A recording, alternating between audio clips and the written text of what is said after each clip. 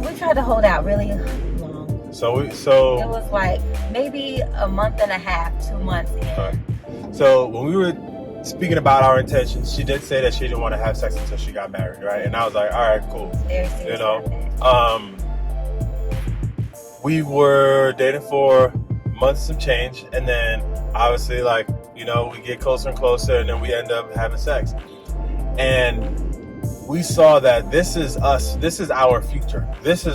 We're going to be together for our future, and we were just moving at 100 miles an hour, We were moving at 100 miles an hour. We had no regrets about it because we were we stuck together. You stuck with me, You stuck with me. I'm stuck with you. Plain and simple. So for us, when we were having sex, we were like, okay, whatever. Like, we did it. It was a big deal, but then we just kind of kept falling back into it. Then we stopped. Then we stopped. We didn't have sex for 18 months, y'all. 18 months. Well, because, we knew we wanted to be married. 18 months.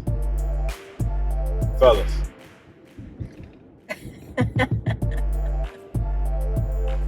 It was worth it. 18 months. Okay. But no, seriously. Obviously, when you're younger, you're told you need to be having sex, you need to be doing this, you need to be doing that. You focus in on a lot of everything that you see in the world, and you just give into it, right? And I think with that, we didn't focus on what more we wanted out of life. But with us saying, okay, cool, we are going to stop having sex, it was tough.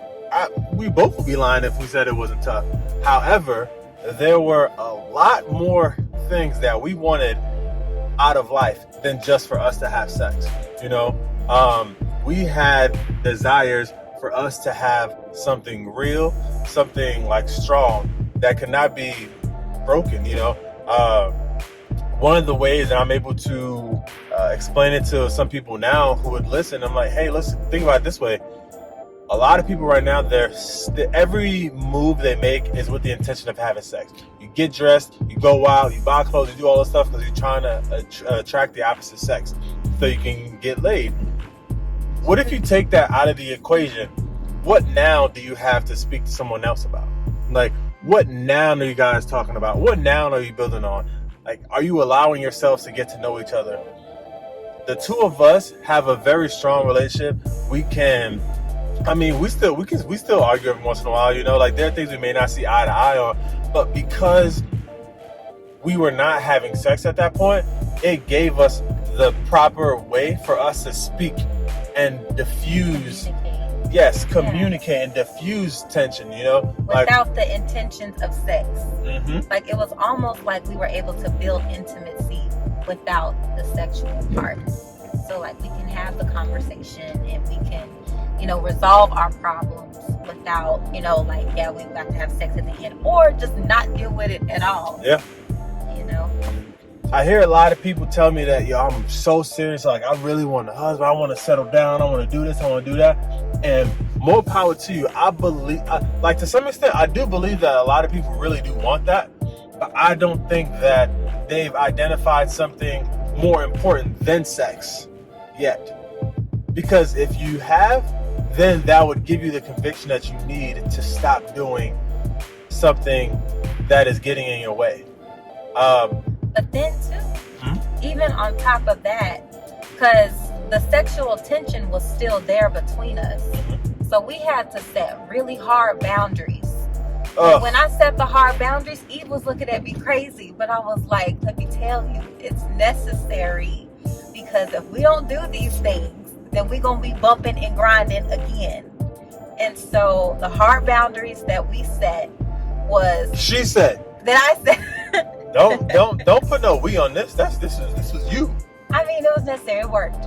The hard boundaries that we set, I was like, we cannot kiss. And he I was like, we cannot kiss.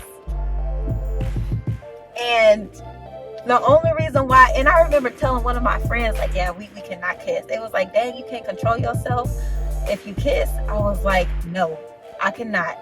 Because one day I may miss him too much and a peck may turn into a makeout. Now we feeling on each other and the rest is history. Because it almost happened one time. And so I was like, yeah, no, we can't do that. Yeah, I don't want no kiss, but you know what I really want?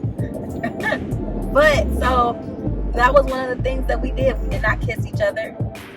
And for 18 months, we didn't kiss. The first time we kissed each other on the lips was on our wedding day. And so that was one of those things that we did. We did not cuddle.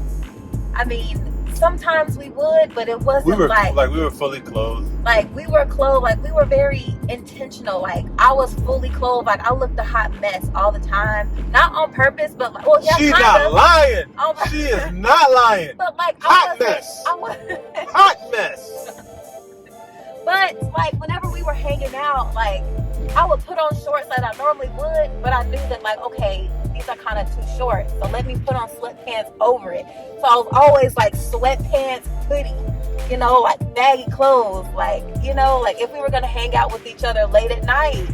Bro, she looked like she was trying to rob a bank or something. What are you doing? I mean, sometimes like I would have on like, you know, baggy clothes and not be, and I'm the type of person, like I don't like to wear a lot of clothes, so I would wear like a tank top, or I would wear some shorts or spandex or underwear, and I would have normally have done that in relationships, but I knew that like if I walk around like this with my fine self, then you know it's gonna be tone it down.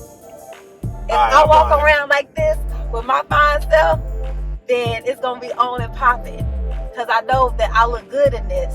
And so I was trying to, you know, make sure that I wasn't being seductive in that way, or like passively seductive. So I intentionally, you know, dressed like that. So no kissing, dressing like that, not really cuddling, and like we didn't sleep together in the same bed, like only like occasionally if it got too late.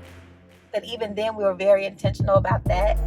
You know, because we are like two young people in love with each other, like knowing we're going towards marriage. So we had to be intentional about those things, because, you know, just loving somebody or even just liking somebody, it's easy to, you know, just be all over each other. So we had to tone it down. All of those barriers were tough. I was fighting, you know, like it felt, I was just so upset with how that was going down, you know, because everything in my past was contrary to everything that we were trying to do, you know, and sexing, kissing, all that stuff, you know, like, you know, so I said, God, I understand that this is for me. Like, I know this is for me. I have seen the dreams. I've seen the visions. Like, I have gotten your word. Like, this is my person right here. This is my person. You know? And this is my person. And if this is what it takes for us to get there, then so be it. I don't like it, but so be it. You know? But my prayer point was, Lord, I need you to help me. Lord, I need you to help me, because right now I'm not okay with this. Lord, I need you to help me, because right now that's the only thing that I'm thinking about. Lord, I need you to help me, because what else am I supposed to be working on? I have so much more free time on my hands. What am I doing? You know, so God just began to deal with me and just started putting things on my mind, things on my plate for me to focus on that I'm still building on to this day. To where if I was so busy just trying to just have sex, and if we were just having sex, I would not have been able to, to kind of get those revelations. Now, here we are now. Honestly, we don't openly tell people like we haven't had sex for like 18 months. But if people ask us, or if it comes up, we don't mind speaking on it. You know, obviously it's in the past, but I think that sometimes when people hear it, their minds are so closed off to the possibility of it being a thing by choice. You know, and honestly, it was just a sign of maturity. You know, or dating somebody that will agree with you to do it. Because I've dated people in the past where it was like, I don't want to have sex, and that was like a complete problem in a relationship. It didn't work. And so I feel like people may not do that because they may lose the person that they've been with. That just means something else is going to come up later down the line, but worse. We have a foundation that God has given us. We have a future that we want, a future that we're working towards daily. We have something that we want to leave for our kids. And we want to be able to tell our kids stories like this. And we openly share these type of stories with people because I do believe truly within my soul that there are men and women who are wanting to stop having sex because they're using that as a crutch. They're using that as an outlet. That's something that they're addicted to. They're using that so that they do not address what is truly going on within their mind, or something that they could be working toward. So for people who are in that place, just take a second to yourself and just fast and pray, like just seek out the Lord and see what He wants for you to do, because there is always more that God wants you to do, but you just have to be willing to accept it. You have to be willing to make that choice. God is not going to force you. He is not going to force you. If you commit it to Him, then He'll help you, and that's what we did. And you also have to ask yourself too, if you're in a relationship, will it work if sex isn't in the picture? And if it can, great, build on that. But if you can't, then that's a red flag. You've built your relationship off of sexual encounters. You guys don't have any more substance than that. And that's a big red flag. Then it's time to maybe walk away. But some people don't want to hear that. Well, you're going to hear it today. Hey! Speak on it.